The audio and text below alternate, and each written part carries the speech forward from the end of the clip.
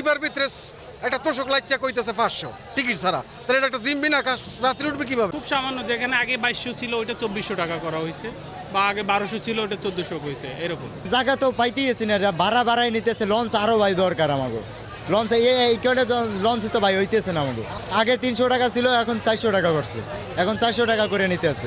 ঈদের আগেও নিতে আছে, এখনও নিতে আছে। সব এই রকমের আটকাই লইলে তো হয় না ভাই। সরকারিভাবে আমরা চার টানাই দিছি এবং সরকারি তারা পর্যবেক্ষণ করছে যে ভাড়া বেশি দেয় কিনা, কিন্তু আমরা ভাড়া যেটা নির্ধারিত ভাড়া আছে তার সাথে কম নিতে আছে।